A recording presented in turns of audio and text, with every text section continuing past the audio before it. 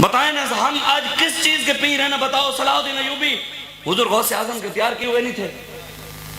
حضرت صلاح الدین ایوبی کو جب پتہ لگا کہ حضور کی گستاخی ہوئی اس نے بلایا, بلاؤ بھی اپنے نبی کو. حضرت صلاح الدین ایوبی نے منت مان لی, یا اللہ اس وقت تک سوؤں گا نہیں جب تک تیرے نبی کے گستاخ کا سر نہیں اتاروں گا. 2 سال تک صلاح الدین ایوبی سویا نہیں. جڑے پیر ہیٹر سیک رہے ہوئے تھے نوجوان فیض آباد 32,000 شل کھا رہے ہوئے, موت دی اکھاں چکھاں پا کے کہہ رہے ہوئے نمی دانم کے آخر چون دمیں دیدار می رقصم مگر نازم بھئی زوکے کے پیشے یار می رقصم. وہ پیر اور وہ نوجوان برابر ہو سکتا ہے؟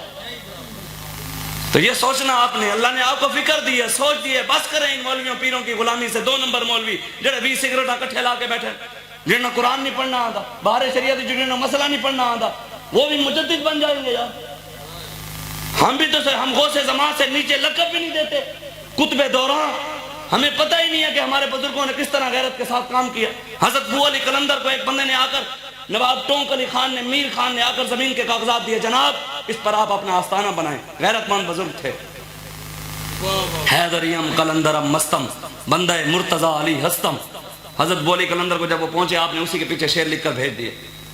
فرمایا ما ابروئے فقر و قنات نباختیم میر خان بگو روزی مقدرت. فرمایا تو کیا سمجھتا ہے ہم اپنی فقیری تیرے زمین کے ٹکڑے کی خاطر بیچ دیں؟ میر خان جو روزی ہمارے رب نے ہمارے مقدر میں لکھی ہے وہ ہمیں مل کر رہے گی, تیرے ہمیں یہ زمین کے ٹکڑا نہیں چاہیے.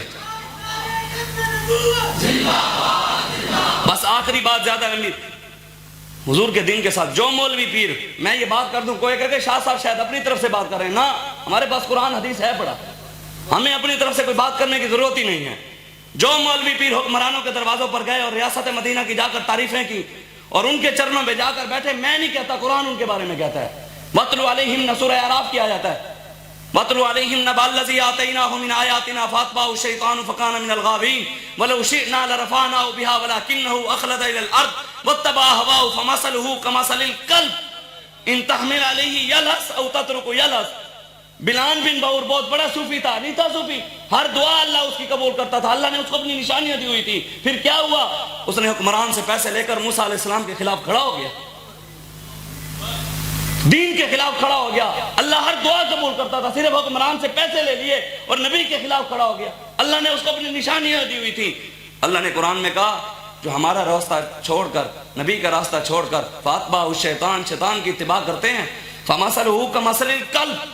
یہ تو قرآن میں رب کہتا ہے, اللہ کہتا ہے وہ ان کی مثال اس کتے کی طرح ہے, ان کی مثال اس کتے کی طرح ہے. یہ ہم پڑھنے کے مجرم ہیں, ہاں صرف ہم پڑھنے کے مجرم ہیں, باقی ترجمہ بھاوے جیتا مرضی جا کے چلو, قلب دمانا پڑتا ہی کتا ہے.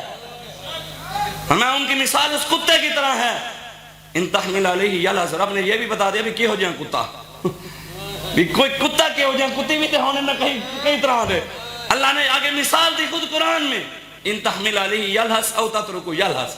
اللہ فرماتا ہے وہ کتا کون سا جو زبان نکال کر ہانکتا رہتا ہے, لوسی کتا, کبھی اس کے دروازے کبھی اس کے دروازے کبھی اس کے, جو تیرے در سے یار پھرتے ہیں پھر در بدر یوں ہی خار پھرتے ہیں, پھر کے گلی گلی تباہ, ٹھوکریں سب کی کھائے کیوں, عقل جو دل کو دے خدا پھر تیری گلی سے جائے کیوں.